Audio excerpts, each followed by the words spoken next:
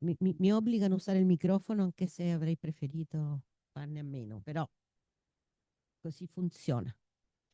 Io sono Claudia Barattini, segretaria culturale cilena, prima di tutto, e, e sono la segretaria culturale di questa istituzione dove siamo, che è l'Istituto Italo-Latinoamericano, eh, antica ormai istituzione che si occupa di rapporti con l'America Latina in diversi ambiti e ovviamente anche eh, nell'area culturale.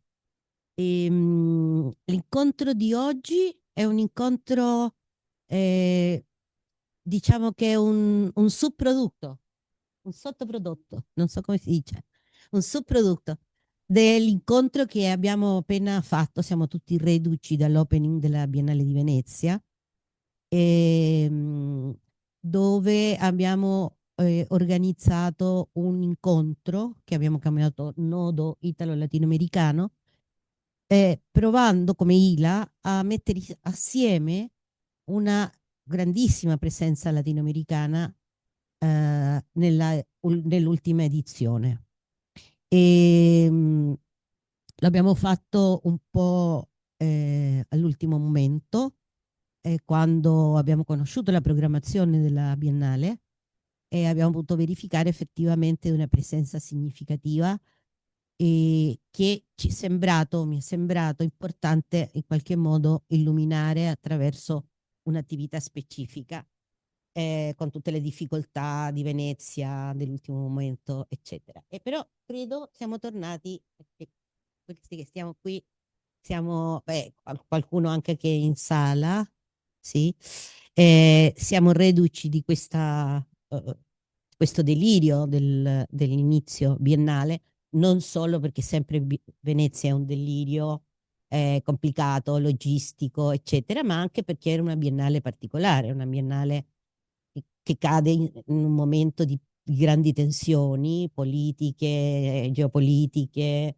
in questo contesto internazionale terribile di guerra e di tutta la discussione che, vabbè, adesso non ci occuperemo di quello, ma tutta la discussione pubblica sui padiglioni, le dimissioni della giuria, eccetera, eccetera.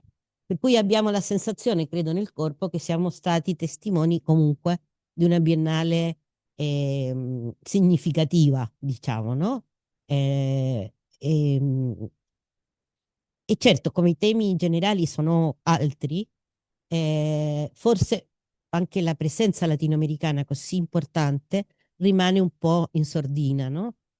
E niente, allora abbiamo fatto questo incontro che adesso vi dirò in tre parole perché l'abbiamo fatto, in che è consistito, però voglio presentare chi mi accompagna perché abbiamo approfittato della presenza di Dermis Leon, che era la curatrice del padiglione del Cile quest'anno. Lei non è cilena, è cubana. La diaspora, si è parlato molto in questo incontro anche della diaspora latinoamericana, ormai si incrocia nell'arte contemporanea molto, cioè il padiglione del Cile aveva due curatrici non cilene, diciamo, l'artista è cileno, una curatrice argentina residente a Los Angeles, ehm, ed Hermis che puntualmente sta residendo in Cile, ma che è diaspora pura, a Berlino e altre cose che vabbè, poi ci racconterà lei nella storia personale. E Antonio Arevalo, che vediamo se riusciamo a costruire una conversazione, perché Antonio è stato anche molto attivo nell'incontro che abbiamo fatto a Venezia ed è portatore di un'esperienza molto interessante perché anche lui è un latinoamericano della diaspora che occupa da tanti anni di arte contemporanea e che sicuramente ha fatto un percorso molto importante nell'introdurre molti artisti latinoamericani che oggi vanno da soli in questi anni in Italia. E, e ha presentato lì anche un bel intervento raccontando questo viaggio, in verità, che da più di 30 anni alle Biennale di Venezia. Allora, tornando, e gli do la parola perché non vorrei allungarmi io, ma il senso di questo incontro o che cosa... il risultato è stato molto, direi, interessante per Lila, perché per me era anche, diciamo, provare un'ipotesi, l'ipotesi che esiste un insieme di relazioni, di progetti, di attività tra l'Italia e l'America Latina, nell'ambito dell'arte contemporanea, e non solo, però qui parliamo di arte contemporanea, molto forte, molto denso, però molto frammentato, no? E questo succede tanto con chi in Italia si occupa di America Latina, come curatori, il sistema dell'arte italiano, e succede anche dalla parte dei latinoamericani, che noi siamo un continente grande, ogni paese fa un grande sforzo per arrivare alla Biennale, costa un sacco di soldi, i paesi in questi anni molti paesi latinoamericani hanno costruito una politica pubblica che permette di arrivare a Venezia ogni 2 anni, sostenuti con fondi pubblici e privati, e questo ha permesso di fare un percorso di crescita enorme. Abbiamo avuto negli incontri a Venezia due voci importanti dell'area della critica d'arte.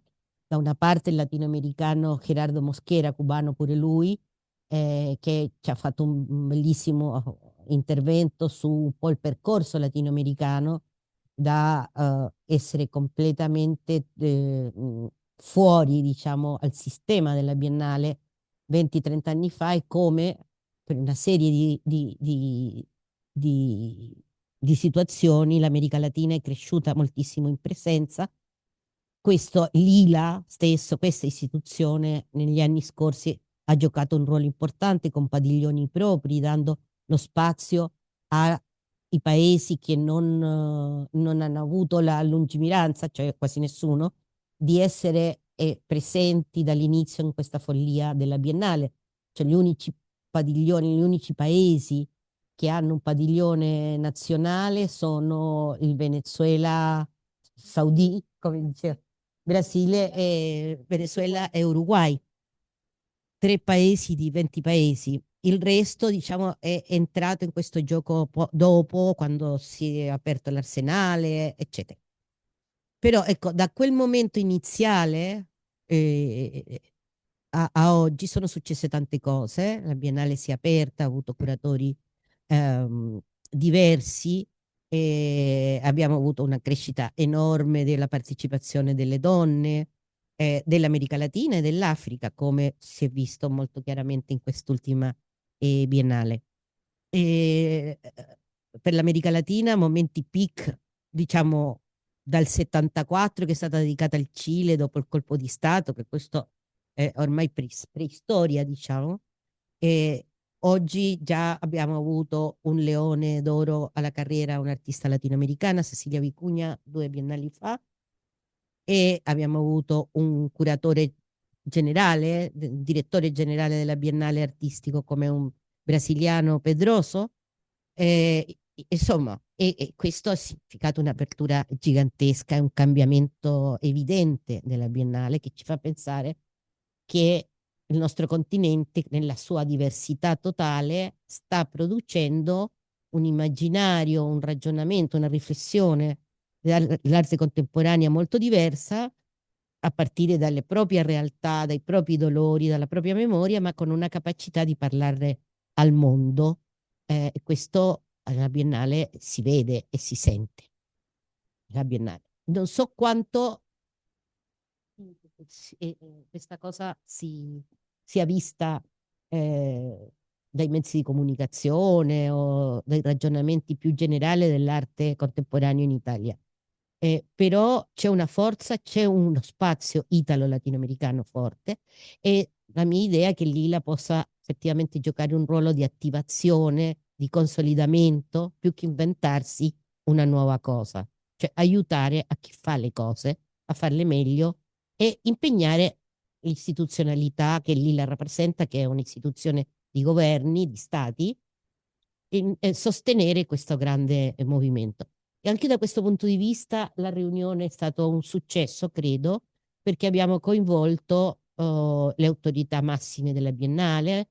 Abbiamo avuto l'onore di avere al nostro incontro il presidente della Biennale, Pietrangelo Buttafuoco, che ha fatto un un intervento molto interessante su questo rapporto forte tra l'Italia e l'America Latina e quanto dobbiamo ancora lavorare per fare di più. Abbiamo avuto un'apertura dell'Università Internazionale di San Servolo, che è stata la sede anche dell'incontro grandissima, e poi una serie di materiali, una discussione che speriamo prestissimo condividere, con molte idee future, non solo ragionamenti generali, strategici. Abbiamo avuto anche l'intervento, la partecipazione attiva di Gabi Scardi come una voce dall'Italia dell'arte contemporaneo, diciamo importante, ed è venuto fuori, credo, un ragionamento importante, una serie di iniziative che sono state messe in comune e abbiamo avuto più o meno 60 professionisti che vanno dal pochi artisti che stavano impegnati però curatori, direttori di musei, galleriste, fiere, insomma, dire, l'ecosistema dell'arte contemporaneo latinoamericano era presente e la presenza italiana minore, però importante, con nomi importanti articolatori di altre iniziative. Mi chiudo qui perché l'idea era approfittare di raccontare quello che abbiamo appena fatto a Venezia, che è quello più o meno che ho detto io, e, e convinta che l'ipotesi era valida e che dobbiamo lavorare appunto per rafforzare le connessioni, no? E rafforzarle con creare infrastruttura perché queste relazioni effettivamente possano fluire. Si è visto anche l'interesse, molto interesse degli artisti italiani di andare a lavorare in America Latina. Tutti sono alla ricerca di sistemi residenziali, di lavoro, cioè c'è una voglia di America Latina forte. Per cui direi che è stata una buona cosa, abbiamo avuto tutto il corpo diplomatico latinoamericano presente, e, e tutto questo tra la Biennale, San Servolo, il corpo diplomatico, l'ILA, nella parte istituzionale, credo che è un buon auspicio che potremo fare cose future buone. Adesso lascio la parola a Antonio perché introduca un po' meglio forse anche eh, Dermis e il lavoro più, credo che è una testimonianza politica simbolica, così da questo titolo che avete messo molto, di Dermis, della realtà della- dell'arte contemporaneo latinoamericano, come si arriva oggi a Venezia. Ciao, grazie di essere qua. Ehm, siamo in pochi, ma siamo buoni. E poi fra di voi ci sono artisti che hanno vissuto un po' l'inizio di questo mio racconto. Chi prima, come Marco Solari, che scappava dalle isole quando doveva rimanere isolato quando si faceva il teatro, la Biennale di teatro, per cui parlo della Gaia Scienza all'epoca, a Paolo Angelo Santo, a Gianfranco Grosso, che hanno vissuto a Venezia nelle fondazioni importanti, nella Fondazione per Villacqua La Masa, che ha segnato un po' un prima e un dopo. E io quando parlo a Bambera mi perdo, per cui normalmente come faccio le mie cronache, le scrivo direttamente sul cellulare, le mando su Facebook, sono la mia guida, per cui leggerò.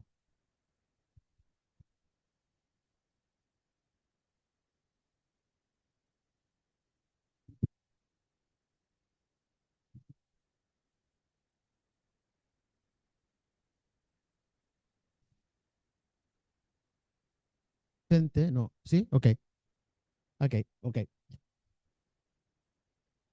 Vado a Venezia dal 1993, precisamente. Da allora arrivare fin qui ogni 2 anni è diventato qualcosa di sacro.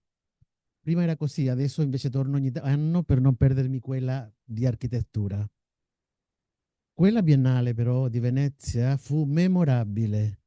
Diretta da Achille Bonito Oliva, quell'edizione segnò un salto decisivo nella storia delle grandi esposizioni. Invece di imporre lo sguardo unico di un curatore o di un intero team curatoriale, propose un modello aperto dove prospettive differenti mettevano in evidenza la necessità di una condizione nuova, in cui frammenti culturali di origini diverse potessero coesistere e convivere.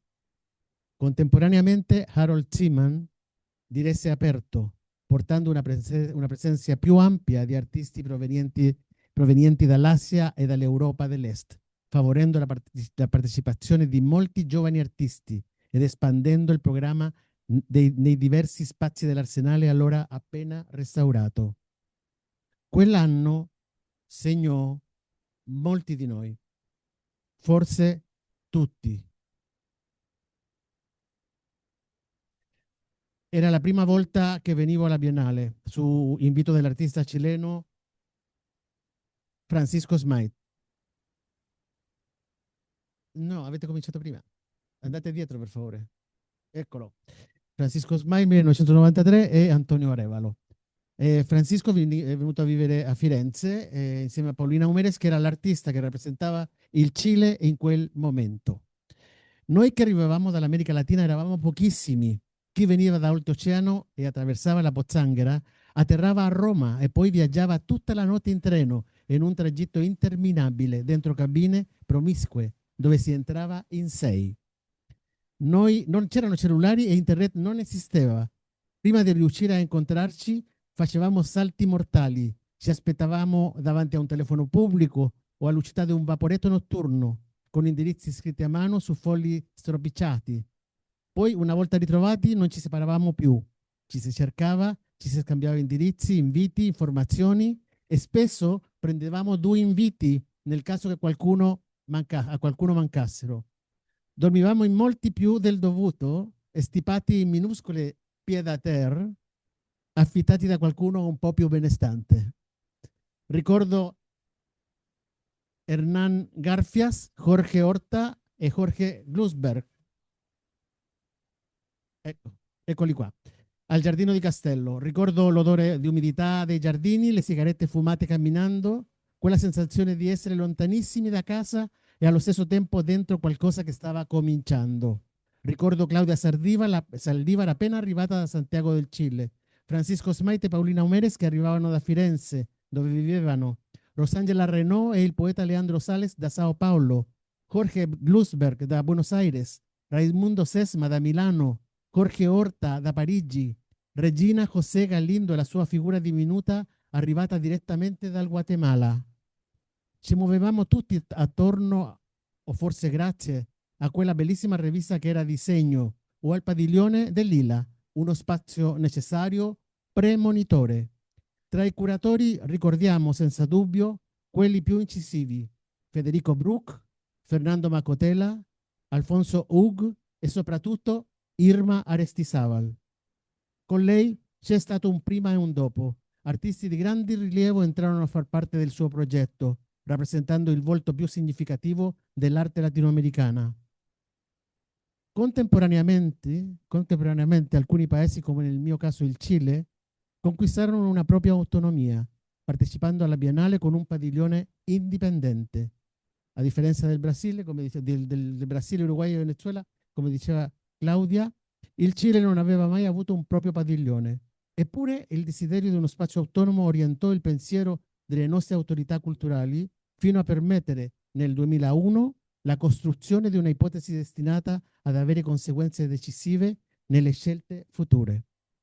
A questo si aggiunge la presenza nella giuria internazionale di Virginia Pérez Raton.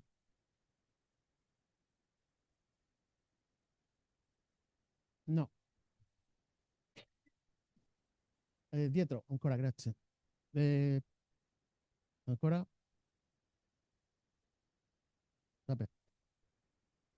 Ah, ok, vabbè, la vedremo dopo. Allora, abbiamo anticipato quello che volevo raccontare. Nel 2001, nella 49esima edizione, il nostro paese partecipò per la prima volta con uno spazio proprio, la Tetis, di fronte all'Arsenale, oggi sede di prestigiose esposizioni, ma in quel momento no, era un posto quasi dove la gente non ci andava. Abbiamo presentato per l'occasione About Cage di Juan Downey, che sarebbe quello che abbiamo visto prima di questo, ecco, eccolo qua che è una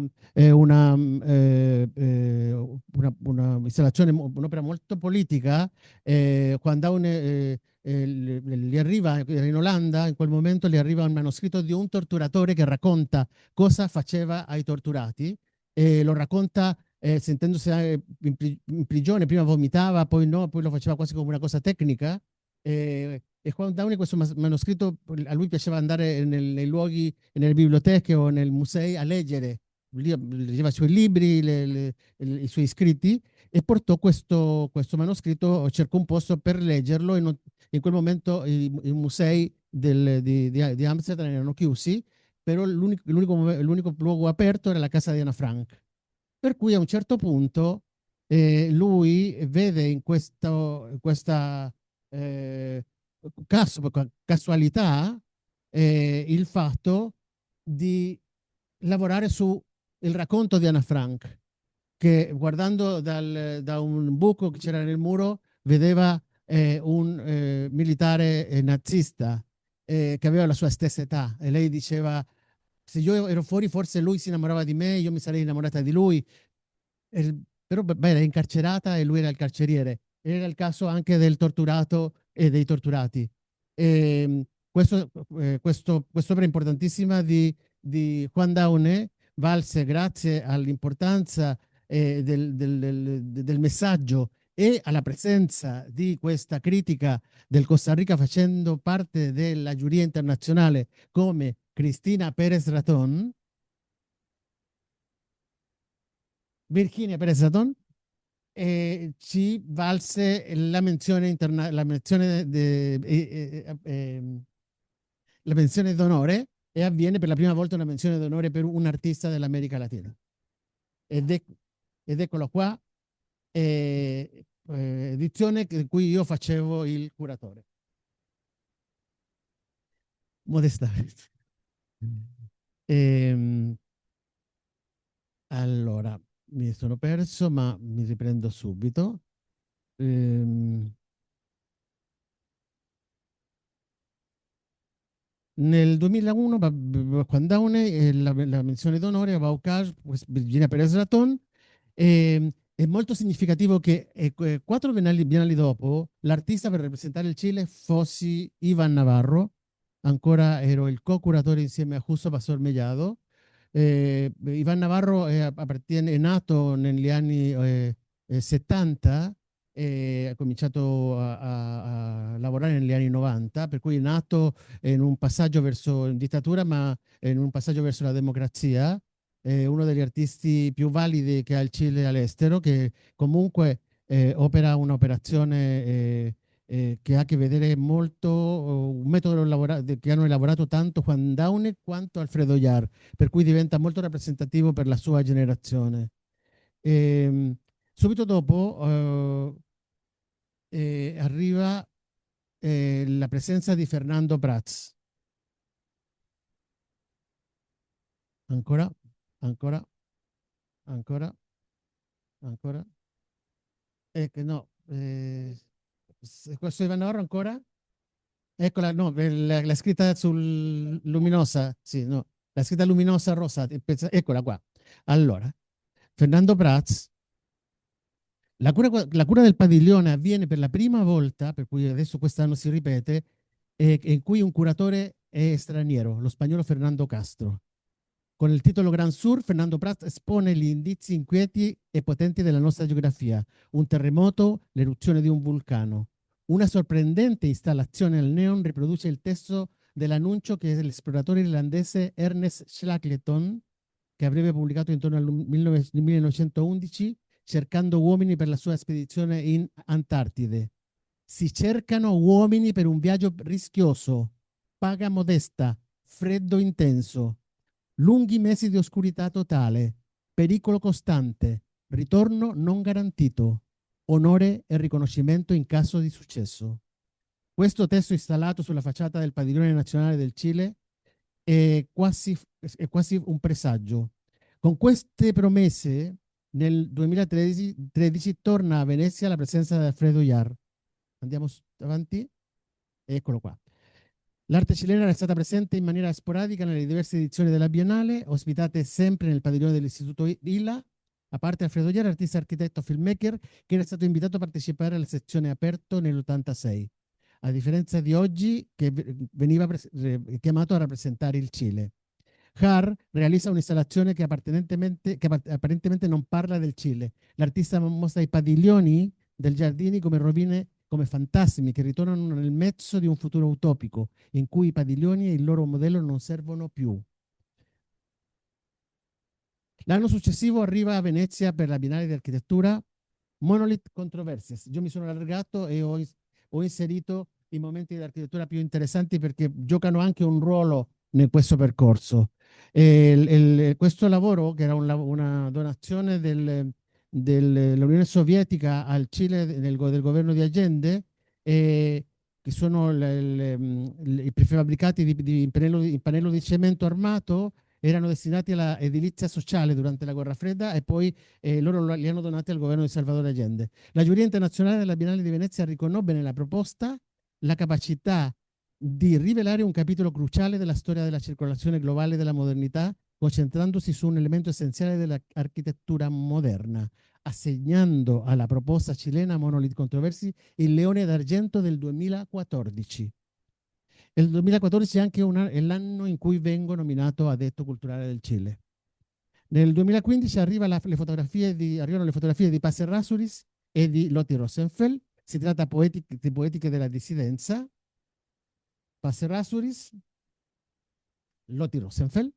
E le artiste poetiche della dissidenza per un progetto curatoriale di Nelly Richard, una proposta che univa due artisti del percorso vasto riconosciuto in Cile a livello internazionale. Nel 2016 il Consiglio della Biennale di Venezia nomina l'architetto cileno, che insieme al gruppo Elemental aveva già vinto il Leone d'Argento in Biennale, a Alejandro Aravena, direttore della Mostra Internazionale di Architettura, la 15ª, affrontando questioni davvero rilevanti e rimarrà una delle edizioni più interessanti della Biennale di Architettura di Venezia. Poi è il caso di Bernardo Yarsun. Questo è Aravena. Bernardo Yarsun. Partecipa alla Biennale del 2017 e rappresenta il Cile. Il suo curatore sarà l'ex ministro della cultura del Paraguay, Ticio Escobar. Werken, una scultura delle forme irregolari formata da oltre 1500 maschere locali, utilizzate nelle cerimonie, mentre alle pareti su LED rossi scorrevano 6.907 cognomi mapuches, che sono la nostra cultura originaria. Il lavoro di Oyarzún, che spesso combina elementi antropologici, sociali e storici, di critica della cultura della società cilena, e stavolta si focalizza sulla differenza e sulla scomparsa delle comunità. Ultimo capitolo. A Cecilia Vicuña la conosco da prima di questi scenari, prima dei riconoscimenti e delle consacrazioni. La nostra relazione non è iniziata in una sala espositiva, ma nella distanza. Non io in Europa, lei in America. Ci scrivevamo lettere lente che attraversavano oceano e controlli che non sempre arrivavano a destinazione. In quelle lettere non c'era una teoria dell'esilio, c'era la vita concreta e spezzata della storia. Così, 2 biennali fa, quasi a sorpresa, Cecilia Alemanni, curatrice della Biennale del 2002, attribuisce il Leone d'Oro alla carriera alla cilena Cecilia Vicuña, una biennale profondamente femminile che io vorrei chiamare, per finire, il regno delle due Cecilie. Grazie.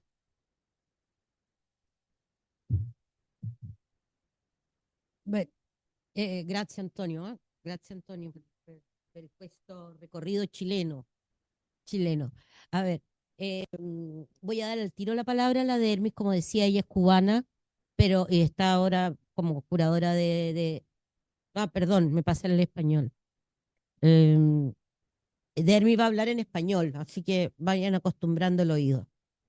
Eh, yo le agradezco mucho estar acá, pero creo que también, bueno, que nos va a contar también del pabellón de Chile porque es curadora del pabellón actual, pero creo que es interesante la mirada de Dermis como latinoamericana, más que como chilena, con una visión además móvil, de diáspora, de una visión más general. Me encantaría saber también de parte de ella como latinoamericana por primera vez en la Bienal, como participante, digamos, ¿cuál es con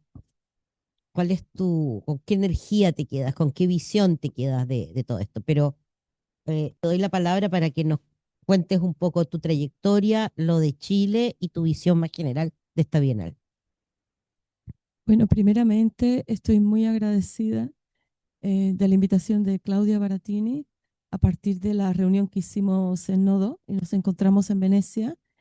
También Antonio, que fue también un motor en esta conexión y en la propuesta de poder venir acá y ofrecer esta charla, conversar, tener un encuentro, ¿no? Para contar sobre nuestras experiencias personales. Al equipo de Lila, a la Martina, al Giuseppe que me recibió ayer y a todos los que han hecho posible este encuentro. Bueno, esta historia personal es realmente, todo se conecta. Tengo una relación muy especial con Chile, pero quiero retomar como las vinculaciones de nombres que se han mencionado acá. Gerardo Mosquera fue cotutor de mi tesis, lector de mi tesis de grado en la Universidad de La Habana y fundador de la Bienal de La Habana, una bienal muy importante en el momento en que fue realizada, ¿no? Ahora ha devenido en otra cosa, pero en su momento fue muy importante por el modelo que crea diferente a la Bienal de Venecia, diferente, digamos, que no está basado en el modelo de los pabellones nacionales. Y además con una visión tercermundista, ¿no? Hacia África, Asia, los países que estaban muy al margen de, digamos, de las grandes bienales como la Bienal de Venecia. Por otra parte, mi primera parada, como digo yo, de recorrido latinoamericano fue Costa Rica y justamente formé parte del primer equipo curatorial, dentro del equipo curatorial del Museo de Arte y Diseño Contemporáneo en San José, Costa Rica, cuya directora era Virginia Pérez Ratón.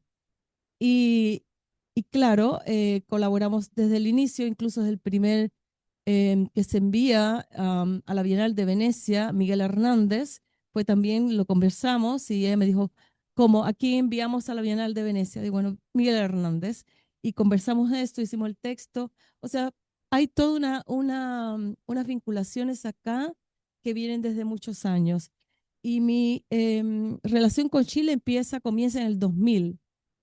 Una visita a un museo en New Jersey, Catalina mm, Parra no, perdón, se me fue el apellido de la Catalina, una exposición que yo cubro para la revista Nexus, de la cual colaboro desde 1995.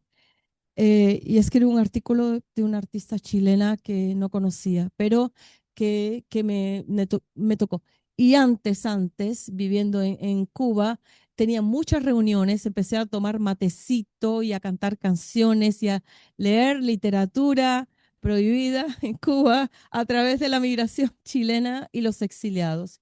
Y acá todas las historias se conectan precisamente porque Norton Massa es un hijo del exilio también. Bueno, pero quiero comenzar presentando en qué contexto aparece esta curatoría, co-curatoría, junto con Marisa Caixolo, que es una argentina que conozco en los Emiratos en el 2015 y comenzamos a colaborar también como artista, es artista, curadora, comenzamos a colaborar desde el 2015. Bueno, como ven, todo es un tejido muy relacionado, donde nos encontramos en lugares y contextos muy diversos, porque los latinoamericanos, la diáspora, desde los exiliados, desde los becados en las universidades, desde los que vienen a Europa y Estados Unidos buscando otras oportunidades, son los que han venido de alguna manera tejiendo estas relaciones y abriendo camino entre medio también. Eso es muy importante mencionarlo. Pues, prefiero porque si no me pongo a hablar y ya, sí. Em, Esta bienal ha sido, como ha mencionado ya Claudia, inicialmente una bienal muy histórica y muy controversial y muy problemática. Primeramente porque su curatrice no está, ha muerto antes, y también porque el contexto histórico es realmente muy controversial que la palabra minor keys es también bastante ambigua. Y creo que es bastante astigente para este momento histórico que se vive, ¿no? Que unos lo critican por decir, bueno, no es momento de hablar de minor keys, sino de hacer grandes clamores, como las manifestaciones que se hicieron, ¿verdad? En contra del pabellón, de la presencia del pabellón de Israel, de Rusia en la Bienal, muy fuerte, y por otra parte, por las condiciones de los trabajadores de la Bienal también. O sea, una Bienal muy controversial, pero al mismo tiempo donde creo que Minor Keys nos, nos pide hablar en otro lenguaje, en este lenguaje de encuentros, en otra manera también de conversar sobre el arte, de integrarnos al arte como experiencia. Y yo creo que esto, en medio de este contexto, como que se pierde un poco, como que también estas controversias de que renunció el jurado y todo, como que acapararon completamente la visibilidad de todo lo importante que está pasando en la Bienal. Un hecho histórico, pero también muy controversial en esto. Y yo creo que justamente acojo esto de Minor Keys totalmente, porque necesitamos esa conversación, necesitamos de esa necesidad del tú a tú, de conversar, de encontrar también en la presencia del arte otras conversaciones que no encontramos ni en la política, ni en la economía, ni nada. Y creo que el arte sigue siendo esa transfrontera que nos permite otro tipo de comunicación emocional que no encontramos en otra parte. Aunque en la política ahora hay mucha emocionalidad, pero es casi carnavalesca. En la próxima. Y en ese sentido, ya entrando a la presencia los artistas latinoamericanos, bueno, pues una instalación muy importante de María Magdalena Campos Pons, cubana, residente hace muchos años ya fuera de Cuba, como yo, Anatomy of the Magnolia Tree for Coyokyo, Anthony Morrison. O sea, una cubana que presenta una instalación tremenda como homenaje a estas dos grandes mujeres, también que también debo decir que hay muchas mártires en el arte y casi todas ellas mujeres. Virginia Pérez Ratón muere en 1998 a una edad muy temprana. Coyon muere. Mi amiga Alana Lockwood también muere. O sea, que hay mucha heroicidad femenina en el mundo del arte también. Pues me pareció hermoso la presencia de una artista cubana fuertemente presentando este homenaje. La próxima. Y dentro de esto ya entramos justamente a mi participación en el pabellón de Chile. Como les dije, mi historia con Chile bien se remonta incluso a mis años estudiantiles en La Habana. He ido por temas familiares, he vivido en Chile del 2004 al 2007 y a partir de ahí he tenido una relación con Chile muy profunda, realizando exhibiciones de artistas chilenos fuera de Chile, haciendo exhibiciones en Chile, por lo cual me ha podido dar un conocimiento de la escena chilena muy importante. No soy ajena a la escena chilena en ese sentido. Y además mi conexión con Norton viene también porque Norton se exilia con los padres en Cuba y Norton estudia arte en Cuba, en la Escuela Nacional de Arte. Es contemporáneo al ex colectivo Los Carpinteros, a Cacho, o sea, todos estos artistas cubanos que hoy ranquean internacionalmente. Y yo encuentro y tengo una conexión puedo ver, visualizar en la forma en que Norton construye su obra, con esa apariencia muy sofisticada, pero que en el fondo hay una precariedad dentro muy, muy grande. Es decir, eso es una metodología cubana de que todo lo frágil luzca realmente sofisticado y high-tech. Totalmente, pues lo mismo, fue una confluencia de energías acá. Norton se me acerca, me dice, me encantaría que presentara al pabellón. Norton no es una figura popular en Chile, es un artista bastante anómalo porque él estudió en Cuba y luego estudió en Francia. Por lo tanto, no tiene una conexión directa con la academia chilena. no hay una conexión con Gonzalo Díaz ni con la escena de avanzada, que es un, digamos, que es un grupo pesante, digamos, establecidos como la neovanguardia que se establece en los años 70, 80 en Chile, y que la continuidad del arte chileno se nutre mucho de acá, ¿no? Norton es anómalo completamente por esa monumentalidad que tiene, también por esa apertura hacia el lenguaje un poquito más internacional. Entonces me llama y me dice ¿quieres presentar el proyecto? Y digo, bueno, yo sola no puedo, estoy terminando mi tesis doctoral, no puedo, estoy muy ocupada. Y me dice, con Marisa Caichol, perfecto. O sea, dos curadoras eh, totalmente no chilenas, cubana, argentina, y eso habla también de la apertura a las convocatorias de Chile, al pabellón de Chile.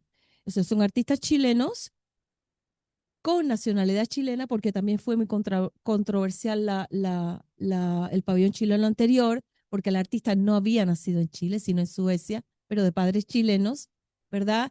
Pero esa apertura con curadores internacionales, o sea, Pérez Rubio, Ticio Escobar y ahora Marisa y yo. Presentamos la primera convocatoria, nos preseleccionaron y defendimos el proyecto y para mi sorpresa es el proyecto seleccionado con mucho honor a representar a Chile en Venecia. Interreality, pues justamente es bueno, esa es la inauguración. Estamos todos ahí, el equipo con Marisa Caicholo, la comisaria Florencia Lowenthal, parte del equipo Norton Massa, es este personaje acá, muy mapuche, con una cara muy mapuche totalmente, muy chileno. Y el resto son parte del equipo porque fue totalmente una instalación interdisciplinaria totalmente. No fue solamente el trabajo de Norton, sino el trabajo de un equipo de colaboradores que hicieron la escultura, la estructura, el halcón que aparece. O sea, fue un trabajo bastante arduo porque nos dieron el dinero en diciembre y tenía que estar lista toda esta instalación enorme en febrero para poder ser embarcada. O sea, fue mucho trabajo por parte del equipo, por parte de Norton, muy estresante, porque es una instalación que se construye por partes. Norton trabaja como un Lego. Esa estructura que usted ve, ese objeto prístino, tiene 32 partes y que se ensambla y no parece que no hay ninguna unión, ¿no? Es un objeto, parece un iceberg, un ovni, no sé, que colisiona en esta plataforma prístina, ¿verdad? Contra una roca que se ve muy natural. Espero que puedan ir a la Bienal y verlo. Em, y que lo atraviesa un poste eléctrico de energía, un poste industrial que se le posa encima un halcón con una presa, poste de energía, poder, ¿verdad? Y allá pueden observar una escalera, que es una escalera real de acceso a los aviones de combate. Y hay un casco de piloto de combate también, ¿no? Y una música, o sea, convoca primero a quitarte los zapatos, a entrar descalzo y también hay una escultura muy natural. Hay una historia muy chistosa, debería haber puesto la foto, que Claudia se pone detrás de esta escultura pensando que era un sujeto que estaba ahí mirando. Ya, decía, ¿y por qué se demora? Y no solo Claudia, sino muchos más. Hay 4 orificios alrededor de este objeto enorme, donde dentro, la, la próxima, Claudia, perdón. Sí, dentro hay una construcción totalmente diferente al exterior, de paisajes completamente distópicos, paisajes clásicos, pintados a manos y realizados con un montón de objetos reciclados, la fragilidad misma. Pero son paisajes distópicos que hablan de todo lo que sucede, todas estas realidades que no son solamente latinoamericanas, sino también ya globales, la guerra, las migraciones, es todo una visión de múltiples realidades, la interreality, que habla de la multiplicidad de visiones y perspectivas de la realidad hoy día, desde lo que nosotros tenemos acá, que recibimos y no sabemos si es verdad, si es mentira, o si es real o más real que lo real, O sea, que es una convocatoria totalmente inmersiva, que desde dentro, desde fuera, desde auditiva, que también había en el sonido, que con sonidos digamos, de mapuches, de tambores mapuches, de los Ona, que fue una etnia, que es una etnia desaparecida en Chile, otros sonidos de guerra, que tuvimos conflicto con el pabellón de India, que decía, no soportamos esas bombas cayendo al lado. O sea, fue muy controversial, pero justamente con lo que estaba pasando en la Bienal, fue realmente muy visitada, porque hablaba de lo que estaba pasando en el mundo actual, pero es una llegada más emocional, ¿no? Más cercana a lo que está sucediendo, pero con un contacto más personal de esa interpretación que puede tener como el individuo que llega y es parte de la obra misma. Y en ese sentido, en 5 días pasaron 25.000 personas por allí. O sea, tremendo, realmente tremendo.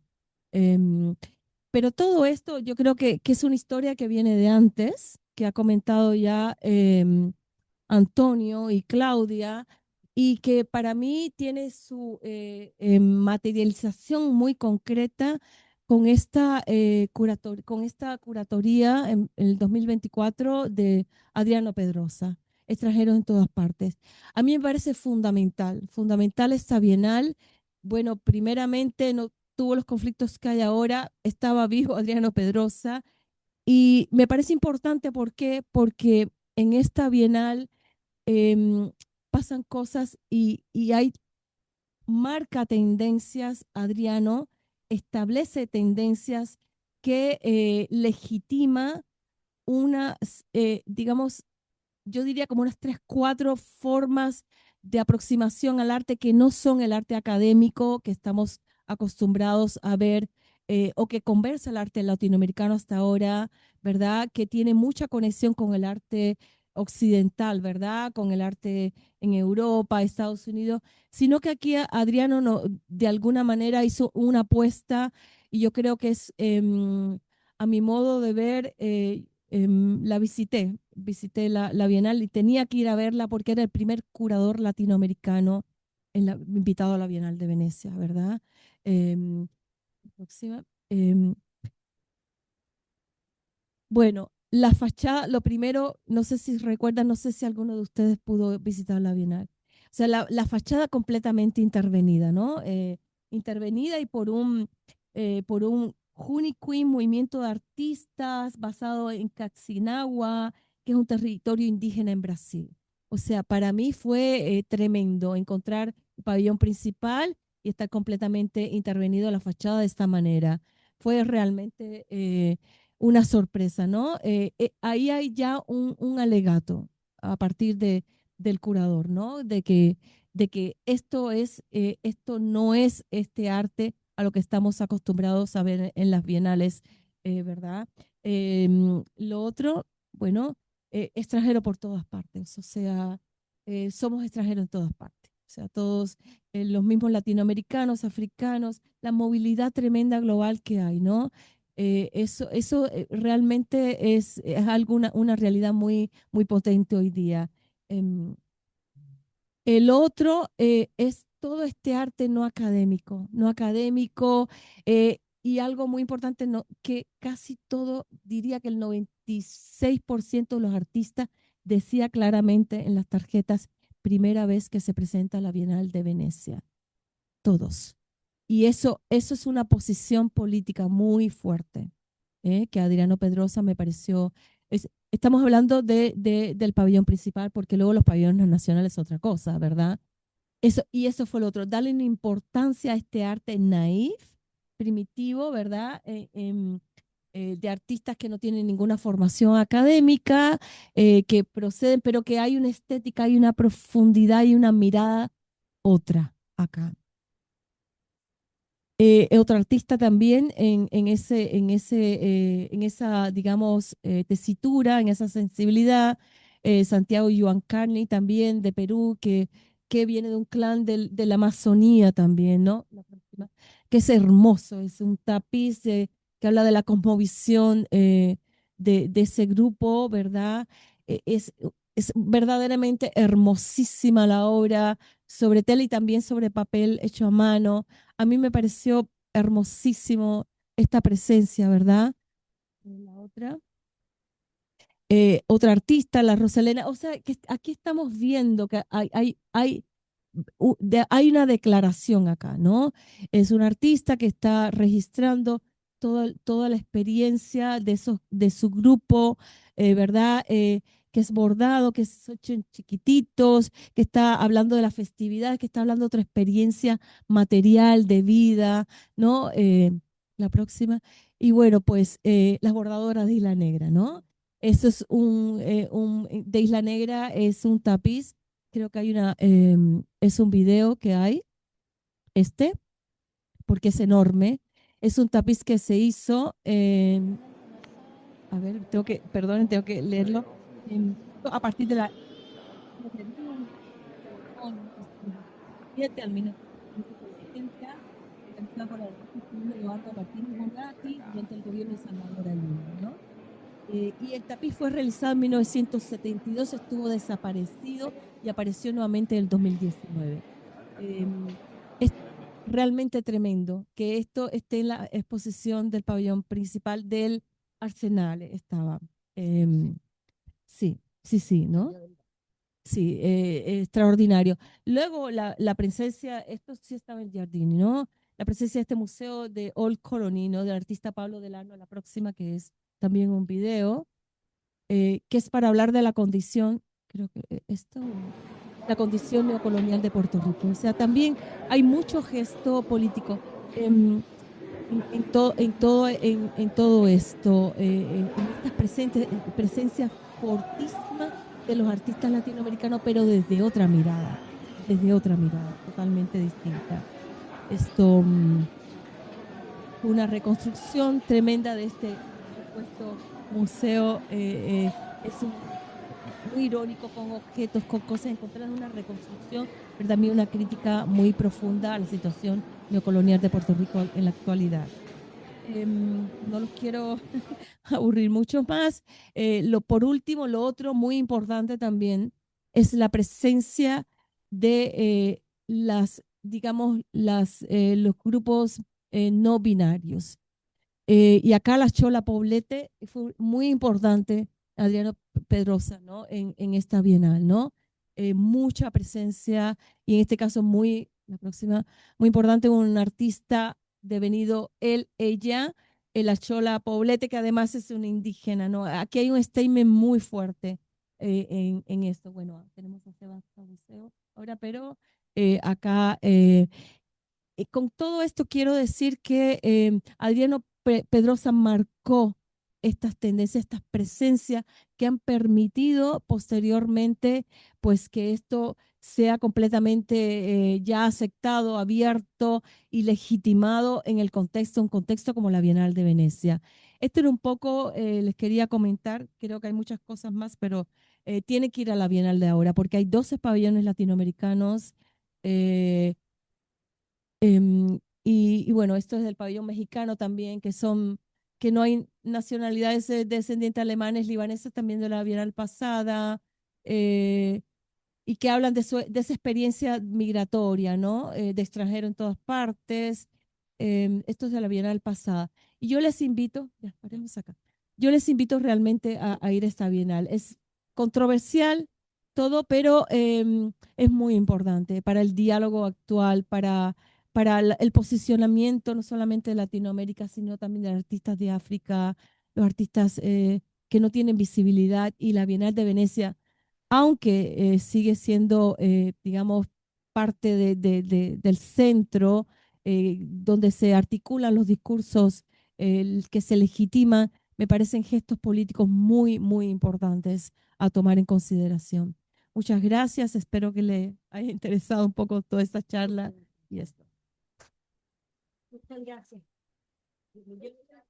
Si hay alguna pregunta, comentarios, te agradezco mucho este gran homenaje en realidad también a la curaduría de Pedrosa, como históricamente me va a marcar seguramente la historia de la Bienal. Pero tenemos aquí a los expertos. Yo no soy una experta en arte contemporánea, sí de, de internacionalización cultural de América Latina, y ha sido muy interesante escuchar a Dermis porque, claro, uno habla de América Latina y pareciera ser que es como una cosa chauvinista, ¿no? De mostrar que somos, eh, y a veces en estas instituciones se puede pensar un poco así, ¿no? Cómo mostramos, cómo somos fuertes, somos bravi, qué sé yo. Pero creo que es muy interesante, bueno, hacer el doble clic para entender más en profundidad qué se está diciendo desde América Latina al mundo y que está resonando, me da la impresión, en este momento.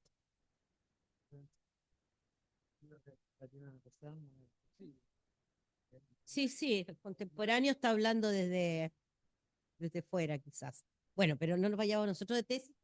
Si quieres hacer alguna pregunta aprovechando las competencias que hay en la mesa o sencillamente quedar interesado. Lo que quieran.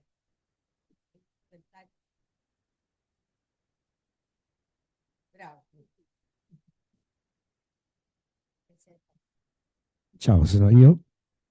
È già abbastanza così, nel senso che il resto non conta. Non voglio fare una domanda, ma voglio fare una considerazione guardandovi da fuori, dove l'arte latinoamericano è già antropologico in quanto voi già siete arte, cioè essere latinoamericani è già un atto, secondo me, artistico, nel senso che la complessità antropologica che ci contraddistingue, etnica, eh, politica che stiamo vivendo, guardandovi da fuori, mi sembra che già l'essere stesso latinoamericano sia un atto artistico.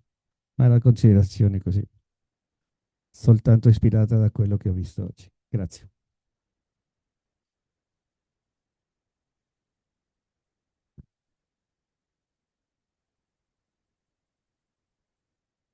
Sí, dale.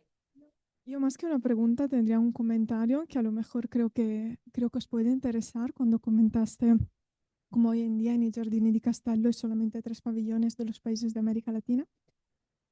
Y os quería comentar que la topografía de Giardini hubiera podido ser completamente distinta en el sentido de que muchos otros países de América Latina hubieran podido estar ahí, solamente que por cuestiones que son las más distintas, de cuestiones de carácter económico, porque el país mismo no estaba interesado en construir su propio pabellón en aquel entonces en i Giardini, no, hoy en día hay una representación bastante limitada, ¿no? Y si queréis os puedo hacer 2 ejemplos concretos, bueno, 3 ejemplos, perdón. El primero es de Argentina, que tuvo la posibilidad a principios de 1900 de construir su pabellón. Llegó a un acuerdo con la Bienal y la Bienal le reservó un espacio durante unos 20 años, lo único que 20 años, o sea, mucho tiempo. Sí, lo único que finalmente este proyecto no salió y se entendí bien el lugar que le estaban ofreciendo dentro del Giardini era el terreno donde hoy en día se encuentra el pabellón de Estados Unidos. Otro ejemplo es el de México, que ahí... sí. Otro ejemplo es el de México, que hubo un intercambio entre Paluquín y Gamboa y ahí también se le ofreció un emplazamiento, porque luego era el país quien tenía que construir su propio pabellón. Y en este caso también le reservaron el espacio durante varias ediciones. Lo único que México eran los años 30, cuando la Bienal le dio más o menos el ultimátum, como no podemos seguir reservando ese espacio.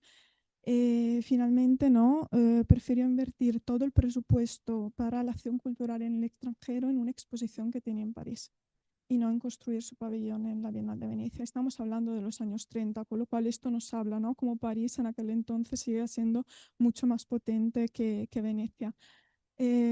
Luego, Venecia también propuso a varios países de América Latina construir un pabellón común que debía estar donde hoy en día se encuentra el pabellón de Grecia. No recuerdo exactamente los países, pero sí que estaba Chile. Y luego también el lila tuvo un papel importante en los años 50, con lo cual un momento en el cual el espacio dei giardini ya estaba saturado porque i giardini vivieron dos ampliaciones, ¿no? Ampliaciones. Una cuando cruzamos el puente para ir donde se encuentra el pabellón de Brasil y luego justo en el ingreso donde se encuentra el pabellón de Suiza y luego el pabellón de Venezuela. Esta es la segunda ampliación de los años 50. Y, y entonces, en los años 50, con Federico Bruck, el Lila tuvo un papel importante en la mediación con la Bienal y varios países de América Latina, porque se estuvo hablando de la posibilidad de construir un pabellón de los países del Acuerdo de Cartagena, que finalmente no se llevó a cabo. En aquel entonces volvió de nuevo a México intentando saber si en lugar de este pabellón de los peces de Cartagena, podía él mismo construir su pabellón y ahí ya perdió un poco las pistas, pero finalmente sé que no, bueno, lógicamente no fue así porque no tenemos el pabellón de México, pero era en el lugar donde hoy en día se encuentra Corea, con lo cual hay toda una historia subterránea, que sería muy interesante hacerle emerger, estudiar esta arqueología, esta historia potencial de Giardini di Castello, porque desde luego, los países que se encuentran ahí son países que en algunos casos son países que en un momento determinado fueron económicamente muy importantes, las viejas potencias coloniales, como en el caso de Bélgica, en el caso de España, pero en otros casos muchos pabellones se construyeron un poco al azar, ¿no? Tenemos el pabellón solicitó el espacio en el momento oportuno y la Bienal se lo dio y muchos otros países no pudieron tenerlo. Y después de los años 50, y estamos en los 80, cuando el poder simbólico de tener un pabellón en i Giardini di Castello ya era muy fuerte, y aún no existía el arsenal, hasta se construyeron unos pabellones barcos en el canal que conecta los dos lugares. Entonces, a los dos lados del canal estaban estos pabellones con los diferentes países que participaron. Flotando. Eran unos barcos a los dos lados esto lo hicieron dos veces, 80 y 82. Y luego no se siguió. Entonces, esto como pequeño paréntesis históricos que creo que sí puede ser interesante. Soy yo. Yo creo que es muy importante lo que dices, porque esto tiene que ver mucho con la historia de estos países latinoamericanos y en los momentos históricos. Por ejemplo, a mí me contaba en Uruguay de que el pabellón de Uruguay era una casa de guardar máquinas y cosas. Era una cosa chiquitita, es chiquitito el pabellón, pero tuvieron la visión de tener el pabellón en los años 60. Venezuela ya vemos, también la riqueza que tenía Venezuela, Brasil, y también al mismo tiempo hay que pensar que en los años 50 aparece la Bienal de Sao Paulo, que crea otro polo hacia América, ¿no? Que la Bienal de Sao Paulo también se constituyó una bienal muy importante que también hacía como un contrapeso con la Bienal de Venecia. Entonces, todo esto gira alrededor justamente de las historias particulares de cada país. ¿De qué hablar Cuba? No, por favor, no. Y Chile se le ofreció la oportunidad también. Y bueno, pues sí, exactamente.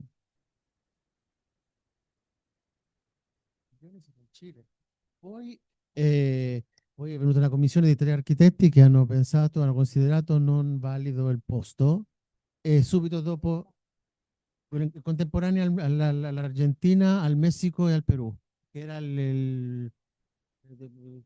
non mi ricordo le date. E una commissione cilena decise di non... no, no, no, no, no, no, no, negli anni 80, quando il Messico l'ha preso. No, no, 80.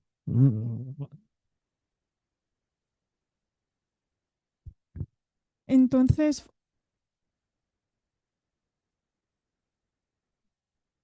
Ma lì che da quel momento l'Argentina, il Messico e il Perù hanno... Históricamente, che quando si erano fatti 23, ho capito male, pensavo che este espacio que le tuvieron 20 años Sì. a Argentina, ¿en qué año fue eso? Yo diría 1901 es la primera vez que Eso, participa está hablando de Argentina. principio del siglo XX. Argentina es el Está primer hablando de país ese periodo, no del periodo posterior donde y cuando los sé, arsenales ya. y sé que el ultimátum llegó en 1900, estoy yendo de memoria, podría equivocarme con Sí, las fechas, pero 1922, si no me ya. equivoco.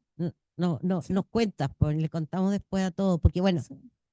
¿ustedes están trabajando juntas, Roberta? ¿Sí? Bueno, nos conocemos y tenemos muchos cruces en No, porque la estás trabajando investigación. sobre dos investigadoras que trabajan también aquí en la biblioteca con nosotros, amigas. Bueno, a ti no te conocía, pero a Roberta sí.